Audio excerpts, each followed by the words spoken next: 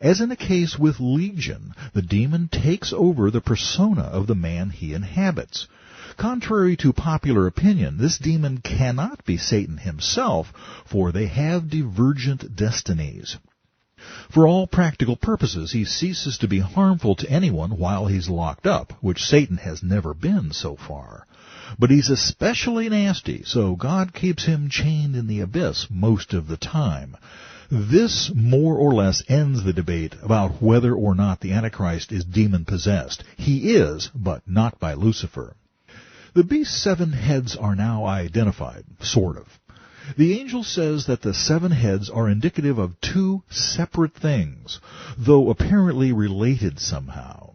The first is a location, the place where the woman, the harlot who rides the beast, is enthroned. Thus the beast and the woman are connected here. It's as if they're perceived as being the same thing, though we'll soon see they most definitely are not. The place, or what it represents, is described as sitting on 7 mountains.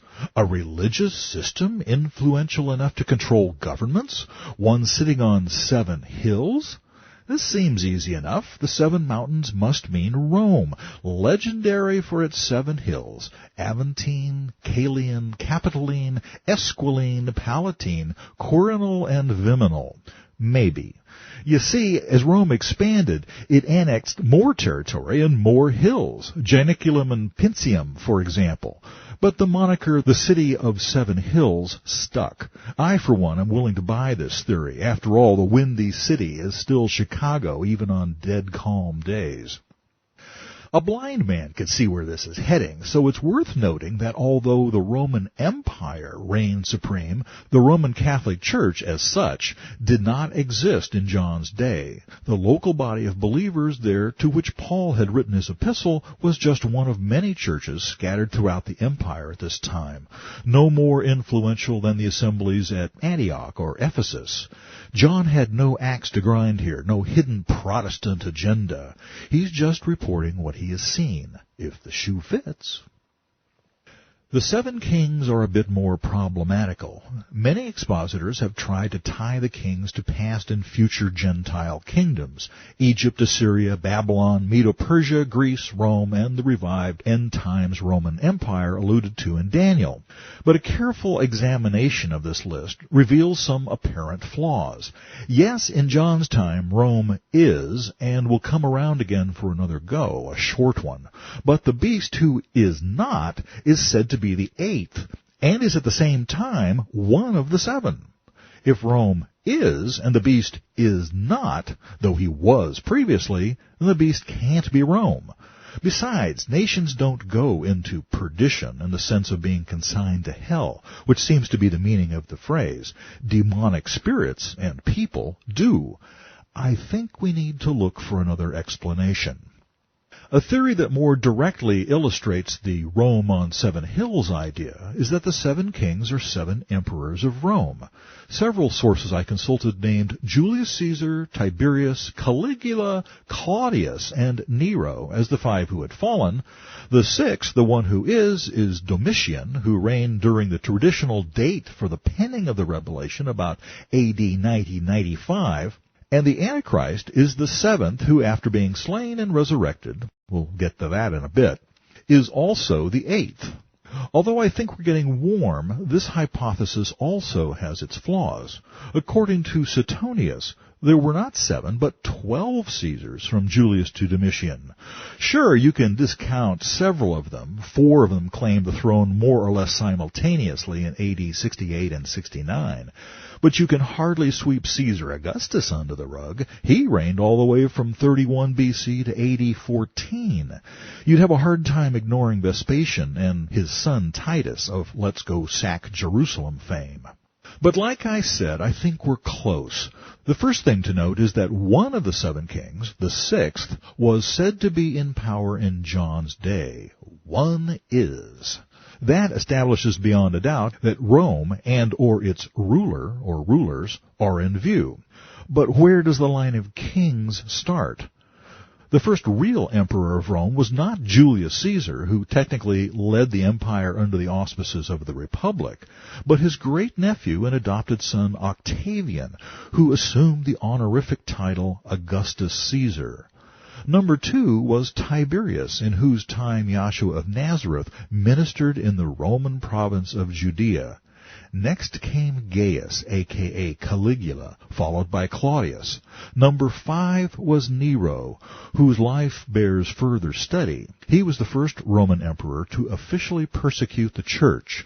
Nero's suicide in 68 left the empire in a chaotic leadership vacuum that took a year to fill. Galba, Otho, and Vitellius all got their shot, but couldn't manage to consolidate their grasp on power, which is admittedly hard to do after you're dead, and thus couldn't be properly called kings. The man who ended up on the throne was a soldier, a commoner, Vespasian, who ruled from 69 to 79, interrupting his invasion of Judea to seize the throne. If you're keeping score, you've noticed that he's in position number 6, making him the one who is, that is, the king who was in charge when John had his vision. That would make number 7, the king who has not yet come, Titus, the destroyer of Jerusalem and its temple. Did he continue for a short time, as the prophecy said? He reigned from June 24, AD 79, to September 13th, 81, less than 2.5 years. So I'd call that a big yes. Bear in mind that Yahweh's prophecies don't deal with the world in general, no matter how significant certain episodes may seem to us. He only reveals events in the context of his plan of redemption. So even though Julius Caesar was a military genius, pivotal in the history of Rome, even though the senile and parsimonious Galba, the scheming bankrupt Senator Otho, or the slothful Epicurean Vitellius technically held the throne for a few months each, and even though Rome continued to seat emperors on its throne for hundreds of years after Titus, none of this is germane to prophecy. But Yahshua was born during Augustus Caesar's reign. He ministered, died, and rose again during that of Tiberius. His church gained a foothold among the Jews during the reign of Caligula, and the first of millions of Gentiles were reached under Claudius. Nero was the first to show God's people what it was like to endure systematic unjust tribulation for the name of Christ. And Vespasian, with his son Titus, brought the curtain down on the generation of Jews who had rejected Yahshua their Messiah, leaving not one stone of their temple atop another, precisely as he had predicted. Thus every Roman emperor after Titus is beside the point from God's perspective. Okay, Constantine counts, but not in this context. If you're sharp, though, you've noticed that this scenario has its own little snag. John is assumed to have received his Patmos vision in the 90s, not the 70s. Tradition says he was exiled to the Aegean island during a great persecution, and it was presumably Domitian's. But traditions get garbled. What if he were set off under Nero's purge instead in the 60s when Peter and Paul bought the farm? That would have put John on Patmos during Vespasian's reign, an elder well into his 70s, but not quite the ancient apostle of legend yet.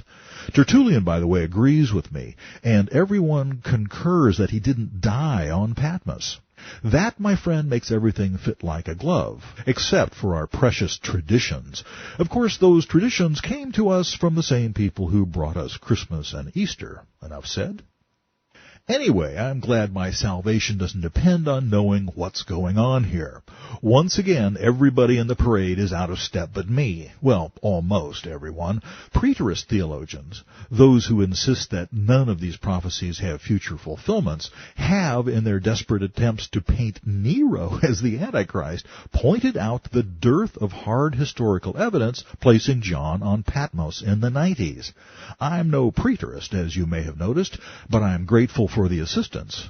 I'm not suggesting, by the way, that John didn't live well into his 90s, a beloved and respected elder of the Church of Ephesus. I'm only saying that his Patmos exile was a bit earlier in his life, that the revelation was written sometime between 69 and 79 A.D. It's interesting that the preterist should home in on Nero, however. There is a connection, an important one. Remember Revelation 17:8? The beast that you saw was and is not, and will ascend out of the bottomless pit, and go to perdition.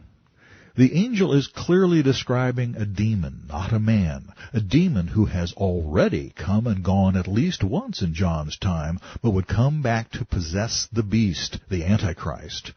In context, this spirit is connected with one of the 7 kings, specifically one of the 5 who had fallen. The logical candidate, of course, is Nero, the first imperial persecutor of the Christians. And don't forget, it was Nero who sent Vespasian and Titus to Judea to pummel the Jews.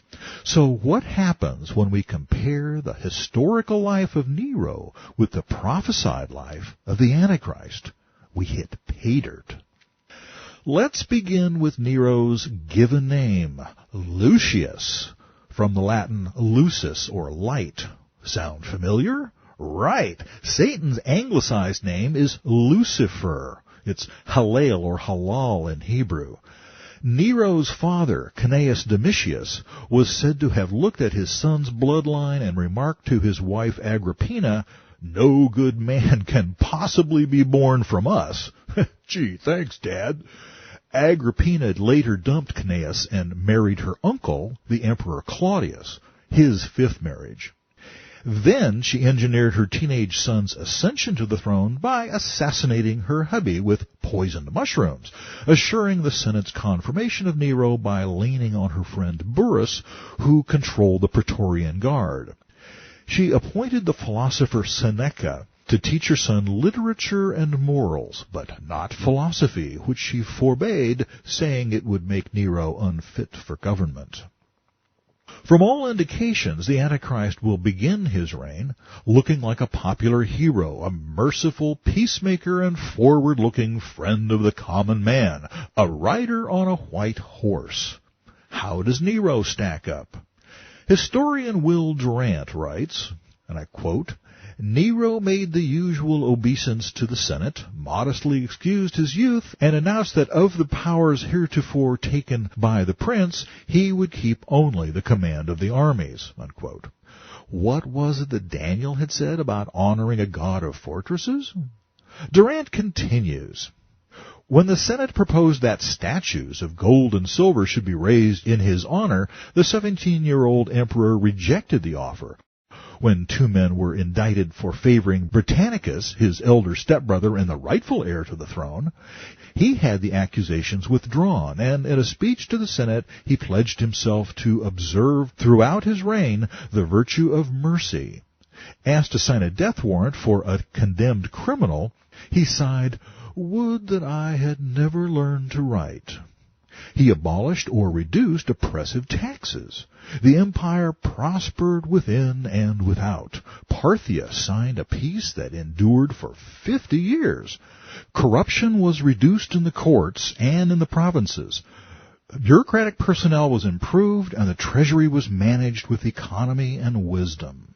Nero made the far-reaching proposal to abolish all indirect taxes, especially the customs duties collected at frontiers and ports, so established free trade throughout the empire." Unquote. So far, Nero sounds like the perfect politically correct man. Well, okay, boy, for the job. What does Daniel 11 have to say about the coming prince? He shall regard neither the God of his fathers, nor the desire of women, nor regard any god, for he shall exalt himself above them all. Verse 37. Nero, though a pagan by birth and upbringing, regarded no god but himself. Suetonius reports, "He despised all cults and voided his bladder upon an image of the goddess whom he most respected, Cybele." Now, Cybele, or Rhea, was a permutation of the Babylonian Semiramis, depicted with a turreted crown as the goddess of fortresses. To finance his indulgences, Nero robbed many temples of their votive offerings and melted down their gold and silver idols. But by the age of 25, Nero himself was being hailed as a god.